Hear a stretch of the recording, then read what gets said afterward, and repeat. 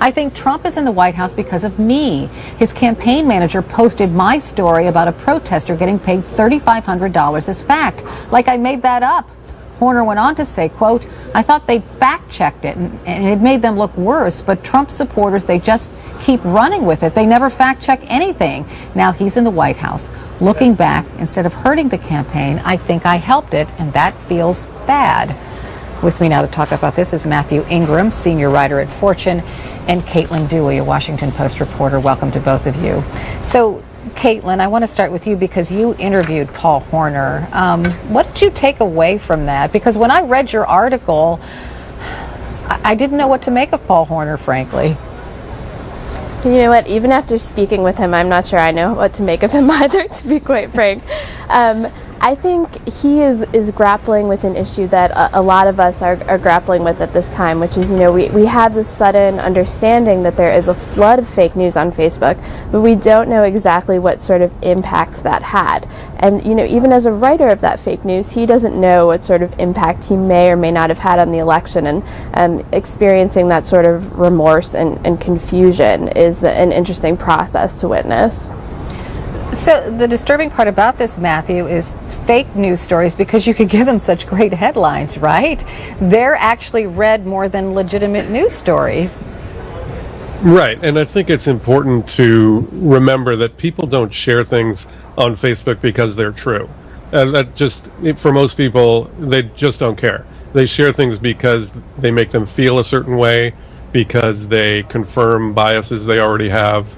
And I think we saw that phenomenon on Facebook during this election. They've effectively weaponized human nature, our desire to share something because it triggers some strong emotion, and not spend the time to fact check. So Caitlin, I would feel terrible posting something that I knew was untrue. I would feel horrible about doing that. So why doesn't Paul Horner? Well, I think Paul sees his work as a bit of a political statement or a provocation. He thinks he's making some greater statement about media literacy or online media literacy in the country. He thinks he's making a statement about how informed or maybe uninformed voters are. He sees it as almost some kind of like meta performance piece, and arguably he's been effective in that, maybe too effective. Yeah, because I don't know if it came from Paul Horner, but General Mike Flynn, the man that Trump wants to name as his national security advisor. This tweet remains on his Twitter account today. Let's put it up on the screen so we can take a look. This is this tweet, and it came from something called TruePundit.com. You decide. NYPD blows whistle on new Hillary emails, money laundering, sex crimes with children, etc. Must read. So, you look at that and you say, come on, that's false, but it is on Flynn's Twitter account to this day, Matthew. Well, and that's part of the problem. This is what I thought was fascinating about the interview Caitlin did, was this guy's intention was to make Trump supporters look bad. And they did the exact opposite. They helped him by sharing all of that fake news. So in one sense, that makes his point, but in another sense, it's horrible. It's just a horrible outcome. And I don't want to just lay this on Trump supporters, right, Caitlin? Because I know plenty of Clinton supporters who read fake stuff and buy it and also retweet it or post it on their Facebook feeds. I guess the question is what can you really do about it? Because I know Facebook is trying. Yeah, I think that's the big question now, and I think that's why we've seen so much news and so much outrage directed at Facebook and Google, sort of looking at them and saying, you are in a position of power, what are you going to do about this?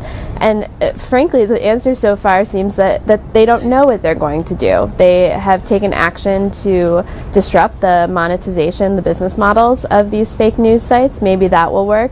But in terms of what else a tech company can do, that remains to be seen. At some level, it comes down to basic media literacy, and it would appear a lot of Facebook users just don't have it. So Matthew, a final question for you, because I think part of the problem is there have been mistakes made in the mainstream media, and there have been false stories perpetuated on networks lots and lots of people watch. So it's hard for people to differentiate sometimes what to believe and what not to believe.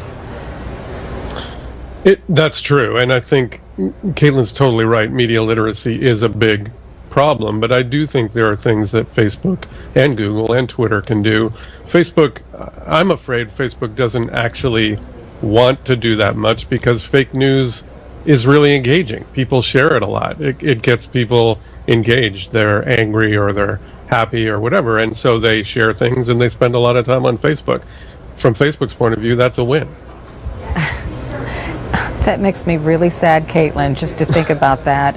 Because, you know, I always tell people you should listen to all networks. You should read as many blogs as you can, and then you should arrive at your own informed decision. But frankly, most people don't take the time to do that because you have to invest a lot of energy, right?